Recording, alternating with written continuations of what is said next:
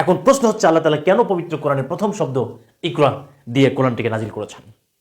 এর কারণ হচ্ছে আমরা যদি সূরা বাকারা এই সূরা বাকারার 30 থেকে 34 নম্বর আয়াত, এই 30 থেকে 34 নম্বর আয়াতে আল্লাহ তাআলা মানুষ সৃষ্টি এবং মানুষের সাথে ফেরেশতাদের যে কম্প্যারিজন এবং ফেরেশতাদের সাথে মানুষের কম্পিটিশন এবং সেখানে আদম আলাইহিস সালামকে জিতিয়ে দেওয়া, আদম আলাইহিস সালামকে সিজদা করার কথা বললেন ফেরেশতাদেরকে, যে ফেরেশতারা তোমরা আদমকে সিজদা করো। এই যে মানুষের সাথে ফেরেশতাদের যে কম্পিটিশন, মানুষ পৃথিবীতে কি হিসেবে আসছে, তার জায়গাটা কোথায়, তার অবস্থানটা কোথায়, আল্লাহ তাআলা সূরা বাকারার এই 30 থেকে 34 নম্বর আয়াতের মধ্যে স্পষ্ট করে দিয়েছেন।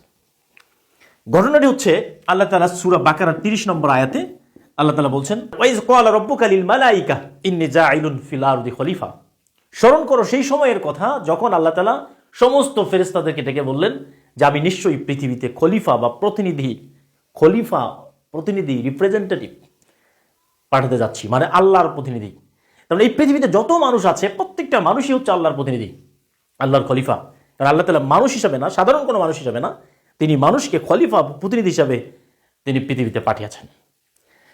তখন ফেরেশতারা বলল, ক্বালু, তারা বলল, আতাজা আলু ফিহা মান ইউফসিদু ফিহা ওয়া ইসফিকু দিমা ওয়া নাহনু নুসাব্বিহু বিহামদিকা ওয়া নুকাদ্দিসু লাকা ক্বালা ইন্নী আ'লামু মা লা তা'লামুন। ফেরেশতারা বলল যে আল্লাহ, আপনি এমন একটা জাতিকে পৃথিবীতে পাঠাতে যাচ্ছেন, তারা তো পৃথিবীতে ফাসাদ সৃষ্টি করবে, রক্তপাত করবে, নিজেদের মধ্যে ঝগড়া বিবাদে লিপ্ত থাকবে। আমরাই তো আপনার প্রশংসা করি, আপনার তাসবিহ পড়ি, এটা কি যথেষ্ট নয়? তখন আল্লাহ তাআলা বললেন, ইন্নী আ'লামু মা লা তা'লামুন, নিশ্চয়ই আমি যা জানি তোমরা তা জানো না। এই যে জানা আর না জানা, এটার পার্থক্যটা কোন জায়গায়? তখন আল্লাহ তাআলা পৃথিবীতে মানুষ সৃষ্টি করলেন, আদম আলাইহিস সালামকে সৃষ্টি করলেন। আদম আলাইহিস সালামকে সৃষ্টি করার পরে আল্লাহ তাআলা আদম আলাইহিস সালামকে এই পৃথিবীর সমস্ত জগতের যা কিছু আছে সব শিখাই দিলেন। আল্লাহ তাআলা পবিত্র কোরআনের পরে আয়াতে বলছেন, ওয়া আল্লামা আদামা আসমা কুল্লুহা সুম্মা আরাদাহুম আলাল মালাইকা।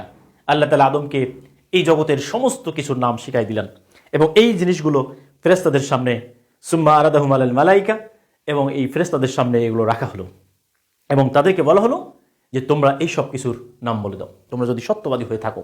কারণ আমি যখন বললাম যে আমি মানুষ সৃষ্টি করতে যাচ্ছি, তখন তোমরা নিষেধ করলে।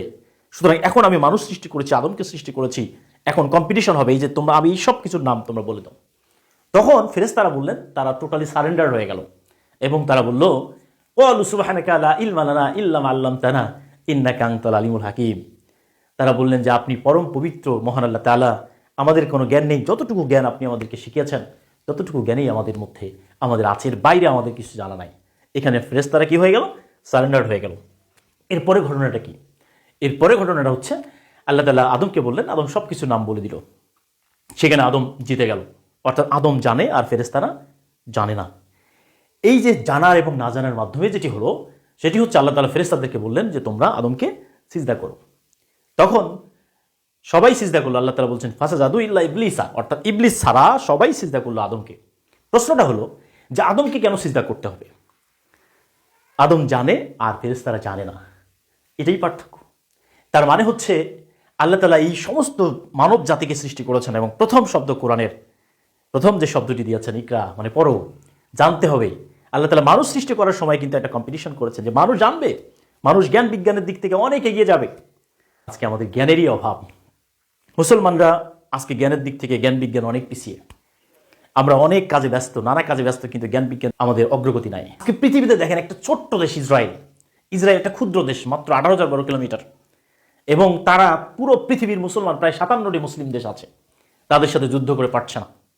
এর কারণ কি? কারণ হচ্ছে তারা জ্ঞান বিজ্ঞানে গবেষণায়, তারা কোরআনের কাছ থেকে তারা কোরআনের কথা ধার করে তারা জ্ঞান বিজ্ঞান গবেষণায় তারা ইনভেস্ট করে। কিন্তু মুসলমানদের এই ইসলাম কান্ট্রিগুলোতে আসলে জ্ঞান বিজ্ঞানে কোনো ইনভেস্ট নাই, কোনো গবেষণা নাই।